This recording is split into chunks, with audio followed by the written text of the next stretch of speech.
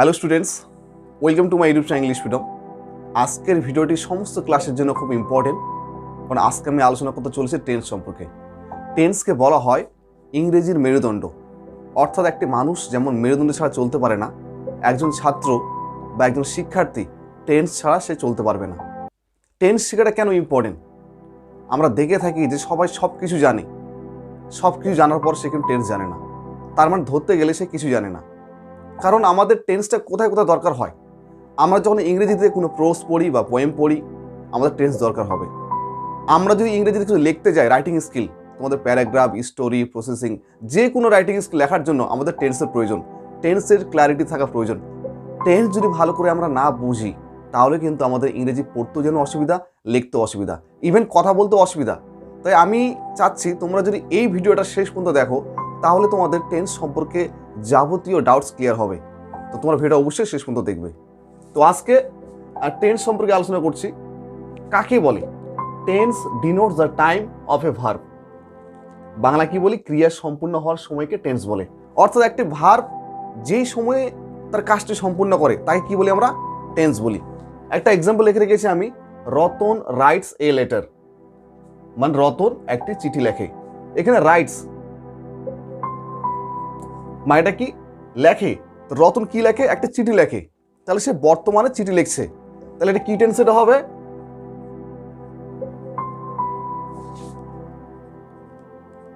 Present tense, কারণ এই কাজটি রতন বর্তমানে করছে। Number 2, Ratan wrote a letter. Ratan একটা চিঠি লিখেছিল। তাহলে রোট, এই যে ভার্বটা দিয়ে কি বোঝাচ্ছে? বর্তমানে না অতীতে বোঝাচ্ছে? রতন রোট এ লেটার মানে রতন একটি চিঠি লিখেছিল, তাহলে অতীতে লিখেছিল। তাহলে এই সেন্টেন্স দিয়ে আমরা বুঝতে পারছি এটা হচ্ছে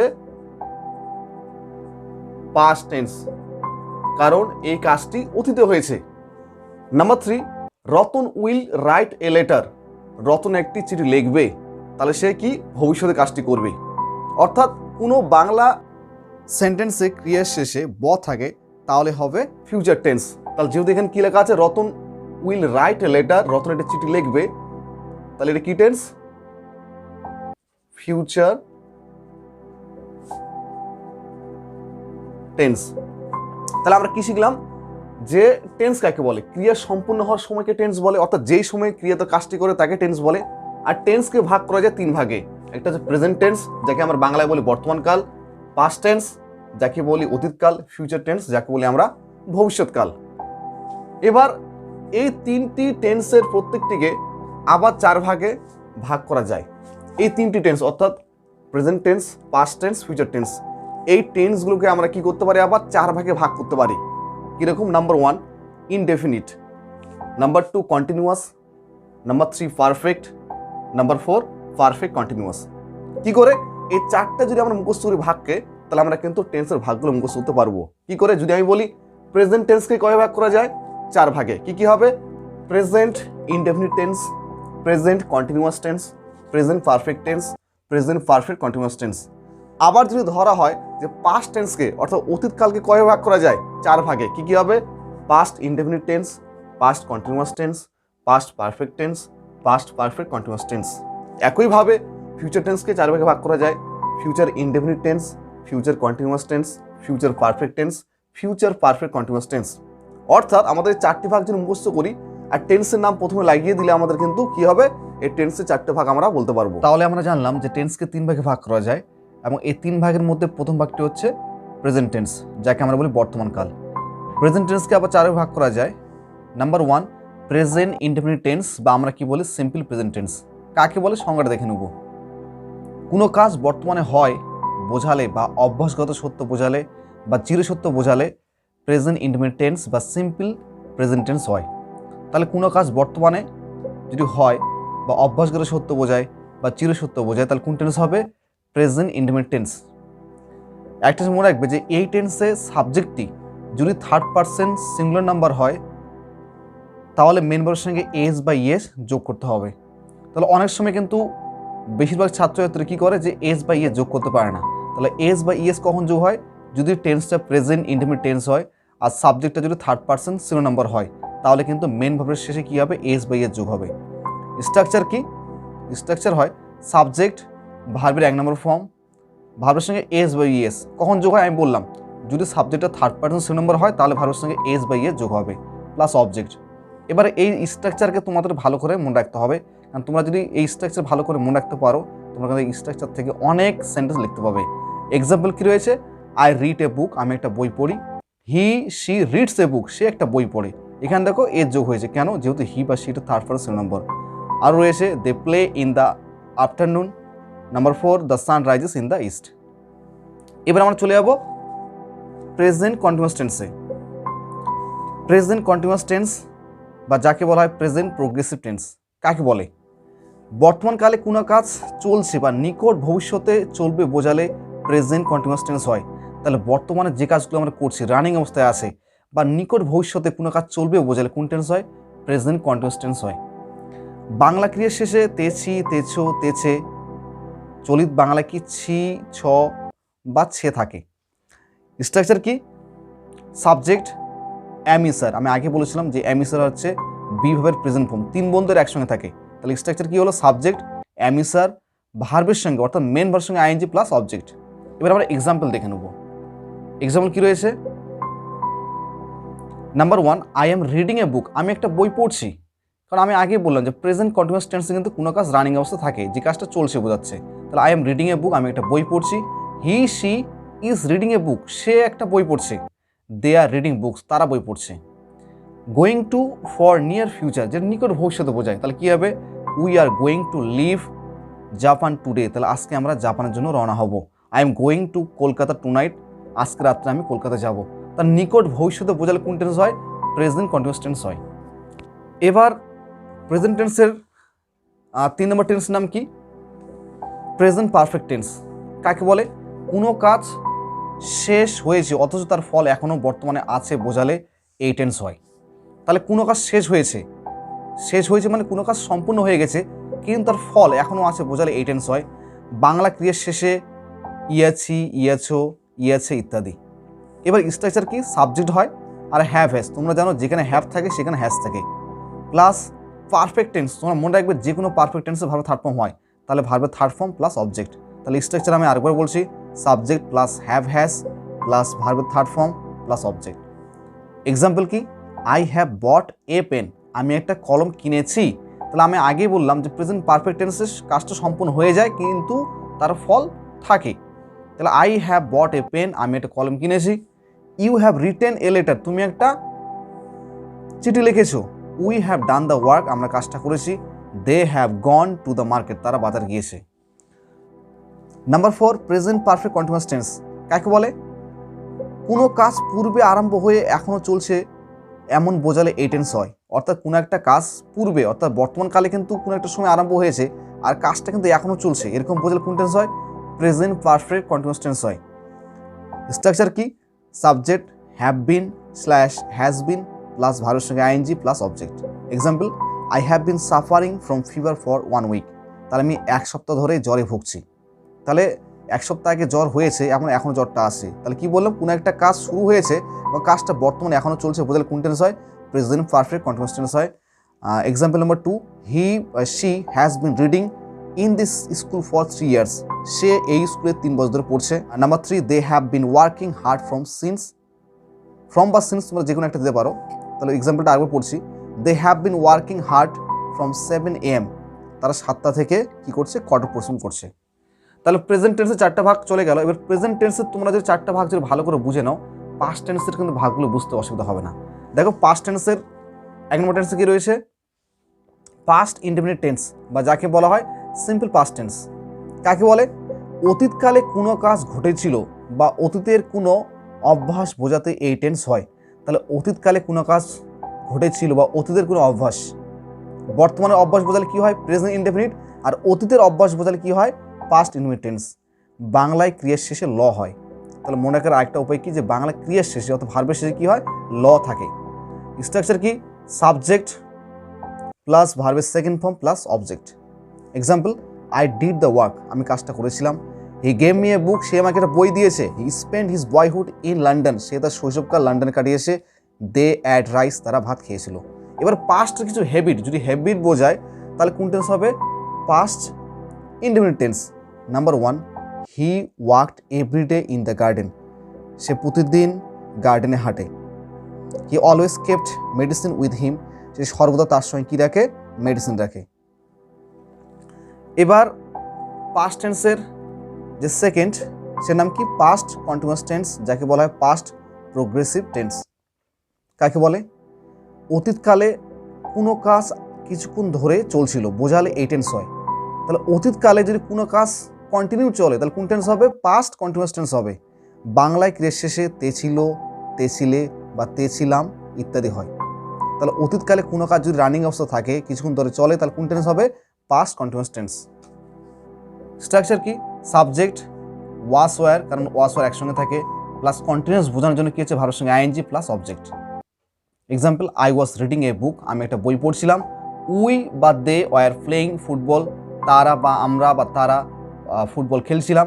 you were singing a song, তুমি একটা গান করছিলে। পাস্ট পারফেক্ট টেন্স, অতীতকালে দুটি কাজ সম্পূর্ণ হয়ে থাকলে তাদের মধ্যে যেটি আগে ঘটেছিল তার পাস্ট পারফেক্ট টেন্স হয়, এবং পরে হয়েছিল তার সিম্পল পাস্ট টেন্স হয়। তাহলে পাস্ট পারফেক্ট টেন্স সংজ্ঞাটা আরেকবার বলছি, অতীতকালে দুটি কাজ সম্পূর্ণ হয়ে থাকলে, অর্থাৎ অতীতকালে যদি দুটি কাজ যদি হয়ে যায়, তাদের মধ্যে যে কাজটি আগে ঘটবে তার কি টেন্স হবে? পাস্ট পারফেক্ট টেন্স, এবং যে কাজটি পরে হবে তার কি হবে? সিম্পল পাস্ট টেন্স হবে। আমরা স্ট্রাকচার আগে দেখিনি, তারপরে এক্সাম্পলে যাচ্ছি। স্ট্রাকচার কি লেখা আছে? সাবজেক্ট প্লাস হ্যাড প্লাস ভার্বের third form plus object. Example দেখে নাও, the patient had died before the doctor came, রোগীটি মারা গিয়েছিল ডাক্তার আসার আগে। এখানে দুটি কাজ আগে হয়েছিল, এবং দুটি কাজের মধ্যে কোন কাজটি আগে ঘটেছিল? যে পেশেন্টটা মারা গিয়েছিল সেখানে কি টেন্স হলো? Past perfect tense. আর ডাক্তার এসেছিল, পরে এসেছিল, সেখানে কি টেন্স হলো? Past indefinite tense.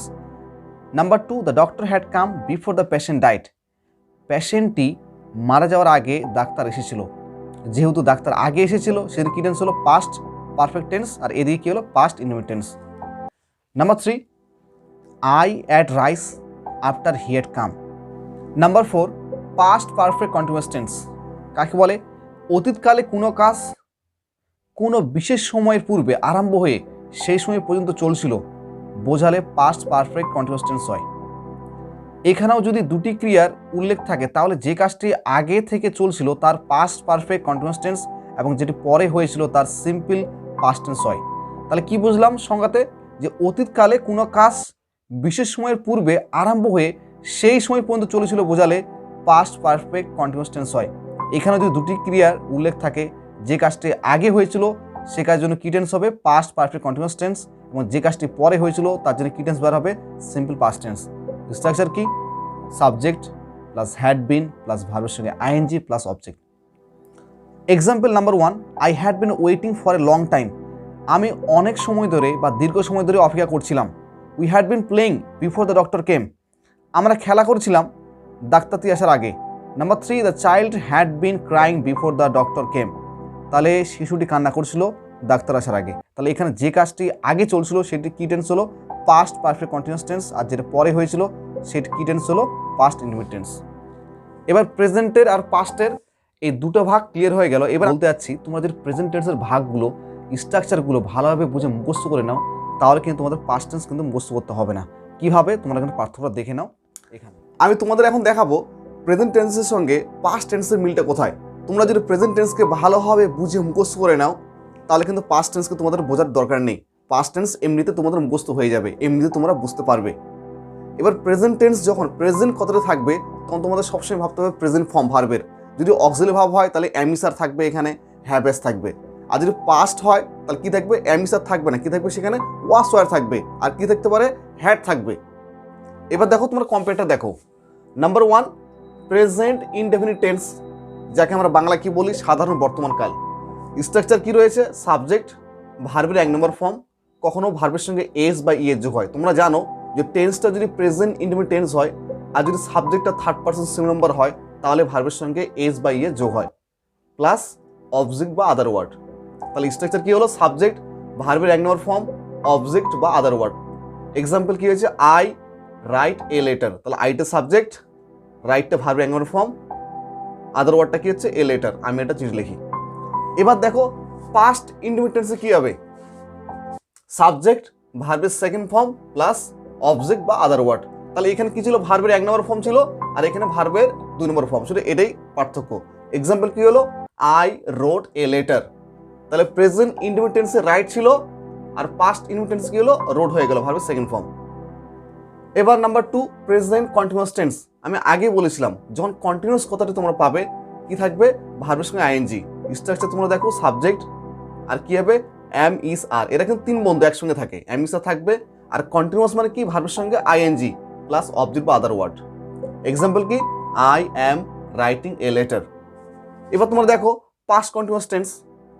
স্ট্রাকচার কি আছে, সাবজেক্ট, প্রেজেন্ট ফর্মে কি থাকে, এরা এম ইস আর থাকে, আর পাস্ট ফর্ম হয়ে যায় ওয়াস ওয়্যার প্লাস কন্টিনিউয়াস মানে কি বলেছিলাম, ভার্বের সঙ্গে আইএনজি অবজেক্ট বা আদার ওয়ার্ড। এক্সাম্পল কি, I was writing a letter. পার্থক্য কি, এখানে শুধু এম ইস আর, এখানে কি হয়ে গেল, পাস্ট ফর্ম হওয়ার জন্য was were. Number 3 present perfect tense. আমরা বাংলা কি বলি, পুরঘটিত বর্তমান কাল। স্ট্রাকচার কি রয়েছে, সাবজেক্ট, হ্যাভ হ্যাজ, এরা 2 বন্ধু, এরাও একসঙ্গে থাকে, প্লাস পারফেক্ট মানে কি বলেছিলাম, যে পারফেক্ট মানে তোমার ভাববে সবসময় ভাববে থার্ড ফর্ম, ভাববে থার্ড ফর্ম রয়েছে প্লাস অবজেক্ট বা আদার ওয়ার্ড। এক্সাম্পল কি, I have written a letter. তোমার দেখো এদিকে পাস্ট পারফেক্ট টেন্স, এখানে কি রয়েছে, স্ট্রাকচার সাবজেক্ট হ্যাড, কারণ প্রেজেন্ট পারফেক্টে কি হ্যাভ এস থাকবে, আর পাস্ট পারফেক্টে কি হয়ে গেল, হ্যাড হয়ে গেল। আর পারফেক্ট মানে কি বলেছিলাম, ভার্ব থার্ড ফর্ম অবজেক্ট বা আদার ওয়ার্ড। এক্সাম্পল কি, I had written a letter. 4 number তোমরা লক্ষ্য করো, present perfect continuous tense. Structure কি, subject have been, has been, ভার্বের সঙ্গে আইএনজি প্লাস অবজেক্ট বা আদার ওয়ার্ড। এক্সাম্পল কি, I have been writing a letter from 7 AM। এদিকে দেখো past perfect continuous tense. Structure কি, সাবজেক্ট হ্যাড বিন, ভার্বের সঙ্গে আইএনজি প্লাস অবজেক্ট। এখানে ছিল কি ছিল, হ্যাভ বিন বা হ্যাজ বিন, আর এখানে কি হয়ে গেল, হ্যাড বিন, বাদ বাকি যা আছে তাই।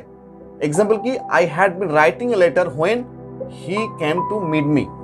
তার আমরা দেখতে পেলাম যে প্রেজেন্ট টেন্সের যে ভাগগুলো রয়েছে, 4টি ভাগ, তোমাদের ভালোভাবে বুঝে মুখস্থ করে এই স্ট্রাকচারগুলো, তাহলে তোমাদের কিন্তু পাস্ট টেন্সের 4টি ভাগ মুখস্থ করতে কোনো অসুবিধা হবে না।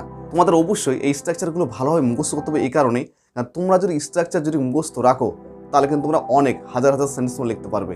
সেই জন্য তোমাদের স্ট্রাকচার মুখস্থ করা খুব প্রয়োজন। শুধু তোমাদের কি করতে হবে, যে প্রেজেন্টের 4টে ভাগ তোমরা ভালো করে মুখস্থ করলে পাস্টের 4টে ভাগ হয়ে গেল, শুধু ফিউচারের 4টে ভাগ তোমাদের বুঝে একটু মুখস্থ রাখতে হবে। 3 নম্বর টেন্সের নাম তোমাদের হচ্ছে ফিউচার টেন্স, যাকে আমরা বলি ভবিষ্যৎকাল। ফিউচার টেন্সের নাম্বার 1 ফিউচার ইনডিফিনিট টেন্স, বা যাকে বলে সিম্পল ফিউচার টেন্স। কাকে বলে, ভবিষ্যৎকালে কোনো কাজ ঘটবে বোঝালে এই টেন্স হয়। তাহলে ভবিষ্যৎকালে যদি কোনো কাজ যদি হয়ে থাকবে বা ঘটবে বোঝালে কি টেন্স হবে, ফিউচার ইনডিফিনিট টেন্স হবে। কিভাবে চিনতে পারবো, বাংলায় ক্রিয়ার শেষে ব বা বে থাকে, তাহলে বাংলা ক্রিয়ার শেষে যদি ব থাকে তাহলে কি টেন্স হবে, future indefinite tense.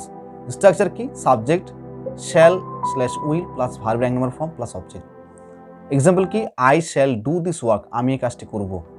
You will stay here at night, তুমি রাত্রে এখানে থাকবে। We shall go to Kolkata next month, পরের মাসে আমরা কলকাতায় যাব। দে উইল ইট রাইস, তারা ভাত খাবে। ফিউচার কন্টিনিউয়াস টেন্স কাকে বলে, ভবিষ্যৎকালে কোনো কাজ হতে থাকবে বোঝালে এই টেন্স হয়। তাহলে ভবিষ্যৎকালে কোনো কাজ কন্টিনিউ থাকবে বোঝালে কি টেন্স হবে, ফিউচার কন্টিনিউয়াস টেন্স। স্ট্রাকচার কি, subject shall be slash will be plus ভার্বের সঙ্গে ING plus object. Example, I shall be doing the work, আমি কাজটি করতেই থাকবো। You will be eating rice, তুমি ভাত খেতেই থাকবে। He will be going to school, সেই স্কুলে যেতেই থাকবে। নাম্বার 3 ফিউচার টেন্সের মধ্যে ফিউচার পারফেক্ট টেন্স কাকে বলে, ভবিষ্যৎকালে কোনো নির্দিষ্ট সময়ের মধ্যে কোনো কাজ হয়ে যাবে বোঝালে এই টেন্স হয়। অবশ্য ভবিষ্যৎকালে 2টি কাজের মধ্যে যে কাজটি আগে হবে তার ফিউচার পারফেক্ট টেন্স হয়, এবং যে কাজটি পরে হবে তার সিম্পল প্রেজেন্ট টেন্স হয়। তাহলে কাকে বললাম সংজ্ঞাটা, ফিউচার পারফেক্ট টেন্স কাকে বলে, ভবিষ্যৎকালে কোনো নির্দিষ্ট সময়ের মধ্যে কোনো কাজ হয়ে যাবে বোঝালে এই টেন্স হয়। আর যদি ভবিষ্যৎকালে 2টি কাজের মধ্যে যে কাজটি আগে হবে বোঝালে কি টেন্স হবে, ফিউচার পারফেক্ট টেন্স। এবং যে কাজটি পরে হবে তাহলে কি হবে, সেই ক্ষেত্রে হবে সিম্পল প্রেজেন্ট টেন্স। স্ট্রাকচার কি, subject shall have slash will have plus ভার্বের third form plus object. Example, I shall have written the letter by that time, আমি ওই টাইমের মধ্যে বা ওই সময়ের মধ্যে চিঠিটা লিখে শেষ করে থাকবো। I shall have done the work before my father comes, আমার বাবা আসার আগে আমি কাজটি শেষ করে থাকবো। We shall have gone before he comes, সে আসার আগে আমরা চলে যাব। 4 নম্বর রয়েছে ফিউচার পারফেক্ট কন্টিনিউয়াস টেন্স। সংজ্ঞা দেখে নেব। ভবিষ্যৎকালে কোনো সময়ের মধ্যে কোনো কাজ চলতে থাকবে বোঝালে এই টেন্স হয়। ভবিষ্যৎকালে দুটি কাজের মধ্যে যে কাজটি আগে চলতে থাকবে তার ফিউচার পারফেক্ট কন্টিনিউয়াস টেন্স, এবং যেটি পরে হবে তার সিম্পল প্রেজেন্ট টেন্স হয়। স্ট্রাকচার কি? Subject plus shall have been slash will have been plus ভার্বের সঙ্গে ING plus object. Example, I shall have been doing the work before my father comes. Number 2, he will have been studying at Oxford when he gets his degree. So ভিডিওটা এই পর্যন্ত, এবং এই ভিডিওটা দেখার জন্য তোমাদের সবাইকে অনেক অনেক ধন্যবাদ। ভিডিও শেষে আমি আরেকটা কথা বলতে চাচ্ছি যে আমার এই ভিডিওটা করার একটাই উদ্দেশ্য, কারণ আমি রিয়েলাইজ করেছি যে ছাত্রছাত্রীরা যদি টেন্স সম্পর্কে ক্লিয়ার না থাকে তাহলে কিন্তু ইংরেজিতে তাদের কিন্তু অনেক সমস্যার তারা সম্মুখীন হবে। সেই জন্য আমি এই ভিডিওটা করেছি। তো অবশ্যই তোমরা ভিডিওটা দেখো, এবং দেখার পর যদি ভালো লাগে প্লিজ লাইক করো, শেয়ার করো, কমেন্ট করো, এবং চ্যানেলে প্রথমবার আসলে অবশ্যই চ্যানেলটিকে সাবস্ক্রাইব করো। সবাইকে অনেক অনেক ধন্যবাদ।